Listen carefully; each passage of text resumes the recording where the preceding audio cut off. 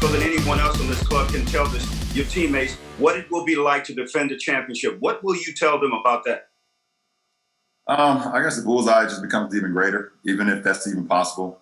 One, for me personally, the bullseye has always been on my back or on my front since I entered the league. And then you add in the Laker name on top of that. Lakers franchise, the bullseye's been on this franchise for a long time as well. So, understanding that everyone's going to come at us, everyone's going to, try to take away from us defending our title. But, for me personally, last year we won the ring, we won the title, and this year is a new challenge. It's everybody opportunity to go out there and do it. So, long as we're going with that mindset and be humbled about our process. And, and not worry about what we did last year. We need to worry about what we're going to do this year. We'll give us the best possible chance to be able to go out and try to win another. Mike Trudell. Hey, LeBron, I know it couldn't be much earlier for this question, but just your initial impressions on the new guys coming in, how they impact and how they evolve the team from where it was last year on both sides of the floor. Well, it's definitely too early to tell, but we're just so excited to have those guys here, having Wes, Dennis, obviously Trez and Big Mark. We're extremely excited to have those guys here. We're just working our habits, we're working our, what we want to do as a team, both defensively and offensively. And everyone is in tune, everyone is excited. But it's a process. It's going to get better and better every single day, every single practice. And, that's what it's all about. But we love what we've brought to this ball club along with the guys that's returned. And then just bigger picture, the significance of both you and AD and the contract extensions and what you think that means for the two of you in the franchise. Well, what it means that we're here and we're committed to this franchise.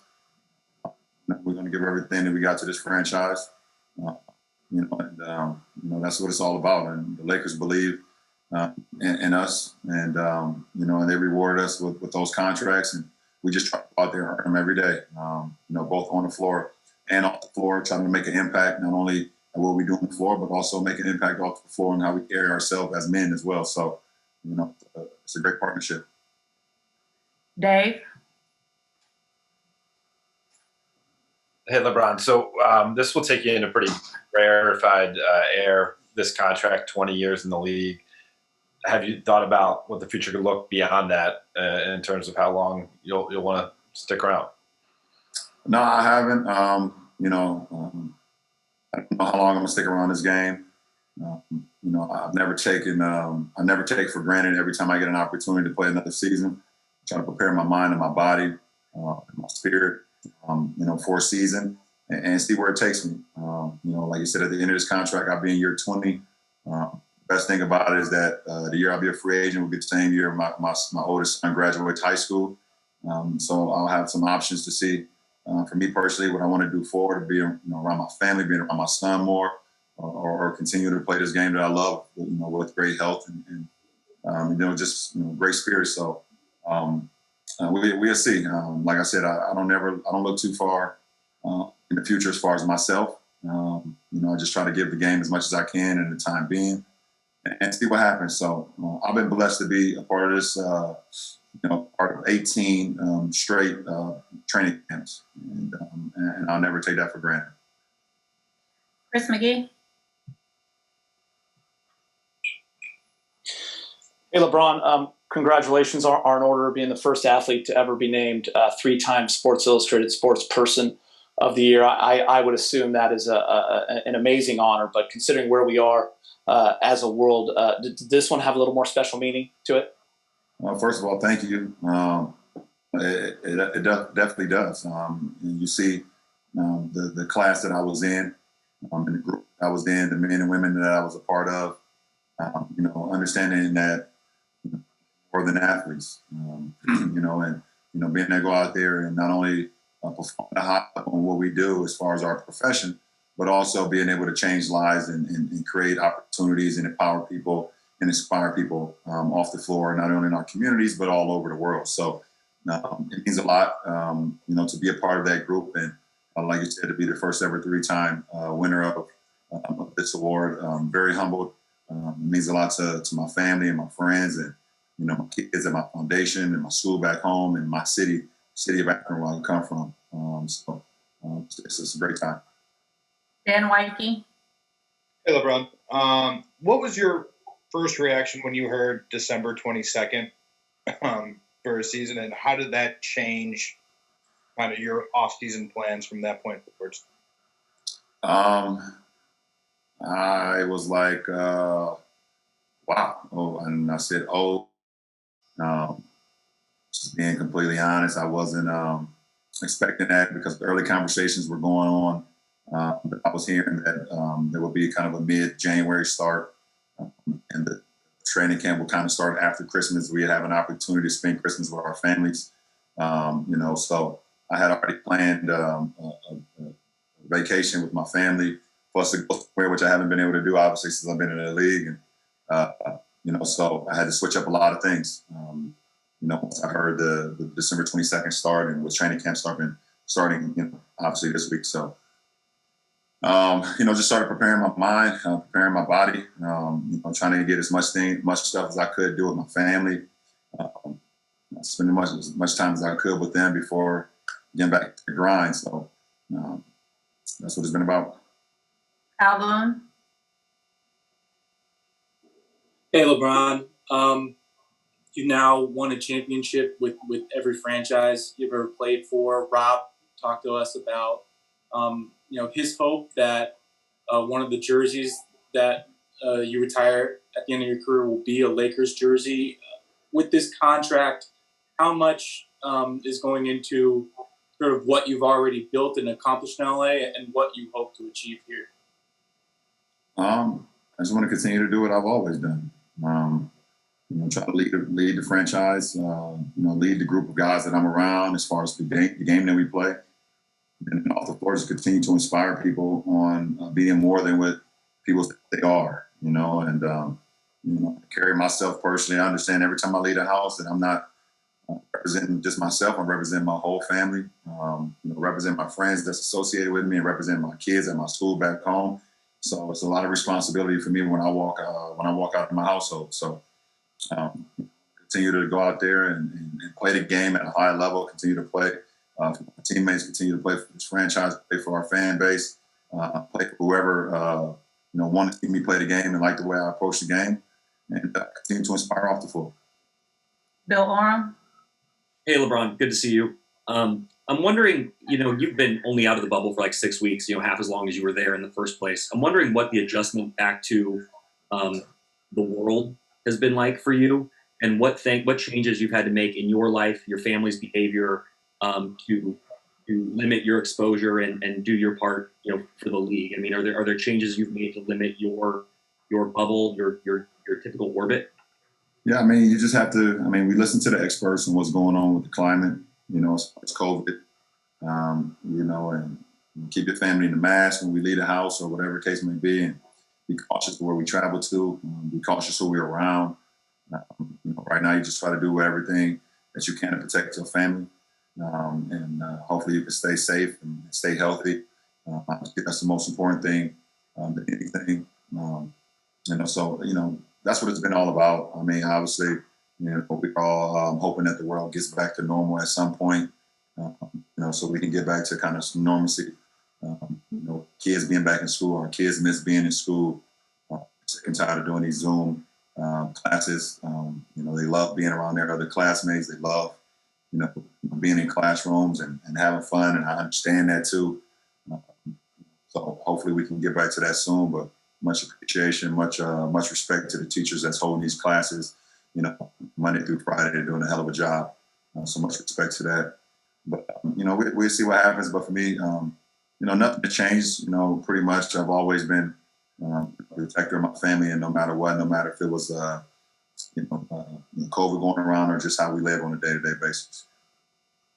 Mark Medina. Hey, LeBron, good to see you, and congratulations on your extension and all your accomplishments. You've said a lot of times of the adjustment and struggle with playing games without fans. I was wondering, because of the bubble experience, how more equipped are you to be able to adjust to that, or is that still kind of an ongoing struggle you think you'll continue to have? No, it would never be something that that I'll be fully comfortable with or accustomed with. I got too many years of playing a game or playing sports in general with fans. So I would never want to get fully committed to that or fully comfortable with that, because I believe at some point we will get back to it. Hopefully, I'm still playing. Hopefully, I'm still in uniform. That's the hope, obviously, and I believe it will happen sooner than later. So, but I have the ability to go out there and channel, my focus, understand that I could get to that point where knowing there's no fans there, but it would never be something that's comfortable or something that I could be accustomed to or something that I would feel regular. I've played so many years throughout my life since I was, I guess, 8 years or 9 years old when I first played organized sports where fans were there. And it's just all a part of it. Fans is a part of this game, is a part of sports. You could just look at some of the greatest sporting events ever over the course of time. And obviously you can see the impact that fans make. So they're truly missed from every sport that goes on in the world. Just take a few more here. BT. Thank you. What's up, Brian? Congratulations, man. What's up, B? Appreciate you. Things all good. How do you think your more than a vote worked out in this season, and what's next for the organization? I think it worked out great. We was able to set our plan and then execute that, and it was about basically educating and empowering people in their communities to get out there and exercise their right to vote, and exercise, understand that their right to vote, how important it is, not only to change what's going on in America, but also change what's going on in some of their own communities. So, with the help of a lot of people, a lot of athletes, a lot of entertainers, a lot of local people that go around their own communities that's making change, we was able to have some success. I mean, you look at the numbers through the election; it was the most turnout ever in election history of people who got out there and voted. And one thing about us, we didn't tell you who to go vote for. We didn't pick one side versus the other side. We just want to educate you and enlighten you and empower you and let you know, how important your right is. And this is your right, because so many people lay their lives on the line to have this right. And growing up in the Black community, a lot of people don't understand or don't feel. I don't want to understand. They don't feel like their vote counts, or them voting like it actually matters. But it does, and we saw it in the November election. Of how many people turned out and the change that was able to create. And we want to continue to do things. We're looking at the race that's going on in Georgia coming up, in January. We're trying to see how well we can continue to help down there, because it's a big moment down there. And then going forward, seeing other opportunities where we can help create change for the better of good for all of us, not just people that's involved in more than a vote. All right, 3 more here. Alan Sliwa. Hey, LeBron. Anthony Davis was obviously so great last season. I just want to get your thoughts on some of your expectations for him this upcoming year, and how you think he even steps up his game even more from what he's already accomplished. I don't have any expectations for Anthony Davis. And listen, I know what he's about. I know what he's capable of. And I know what he brings to the game. He's special. He's one of the best players in the world. And his talent is what he's able to do at his size. Not many people in the world has ever been able to do that in this sport, period. So, but I don't have any expectations on him. He's going to go out and be himself. He's going to do things not only that we've seen before, he's going to do some things that we haven't seen before, but it's going to be on both sides of the floor. So, but there's no expectations for me. Bill Plaschke. Yeah, LeBron, you've never been a big fan of load management, but isn't this year different? Don't you need to conserve it with a shortened offseason? Don't you need to conserve yourself more this year? I've always listened to my coaches. We had the same thing last year. Staff got here. We're going to be as smart as we can be on not, making sure that my body and making sure that I'm ready to go. Obviously, every game matters, but we're competing for something that's high. So we don't ever want to shortchange our stuff. And it's for me personally, it's all a fine line with me. But I understand that with the shortened season, I think with 71 days, that the off season is going to be the shortest off season for any sport ever, any professional sports ever. So we're very conscientious about what we do going forward, as far as me personally. Last question, Melissa Rowland.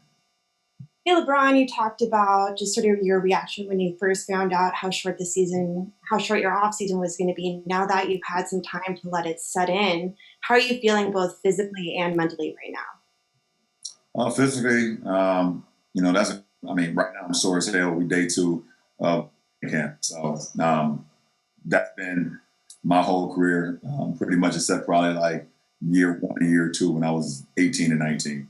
I'm super sore, but nothing, I don't have anything that's stopping me from being on the floor, doing 5-on-5, doing 4-on-4, doing any drills, things of that nature. So good in that sense. And then from mentally, I'm great. I'm healthy. My family's healthy. I'm great mentally. So I'm in a really good place in my life. So I'm solid. Okay, will you just take one more for Chris McGee, please? Yeah. Thanks, LeBron. Kind of to piggyback off a question Mike asked earlier about the new pieces. Considering you guys just basically won this championship, it seems like yesterday, mid-October, can new pieces help a title team, and just in terms of practices and the focus early on, especially guys that are thirsty for a title? And I know Mark's won one, but it's been a couple years. Just adding guys that just play the game the right way and that's hungry to be, hungry to want to, win and win at the highest level. You got Trez, who won a 6th Man of the Year award. You got Dennis, who played, in a bunch of playoff games and, was right there, winning a 6th Man award. We got Wes, who's been on some teams who went deep into the playoffs with Milwaukee or with Dallas and things of that nature. And Mark has won one. So you got guys just hungry to make a mark on their career and do it at a high level. And, and we got some guys that's here that's not satisfied with just winning one title. So, you add that all together, I think it's going to be great for our ball club. So, playing this game, you want to be remembered. You want to be legendary. You want to be remembered and be, remembered as one of the greatest teams or one of the greatest players or whatever the case may be. But the best way to do that is to win and to win at the highest level. So, in Miami, we wasn't satisfied after winning our first one. We was able to go out and sign Ray Allen, and we was able to double down on that. So I feel like we're trying to do the same thing here. Our franchise, and Rob, everyone upstairs was not satisfied with just winning one title. We went out and added some pieces. Obviously, we lost some great pieces that helped us win the title, and we're gonna miss those guys. But we added some guys that can come in and hopefully, I'm not gonna say hopefully, but I know they'll be able to make an impact on our team. So we're looking forward to that.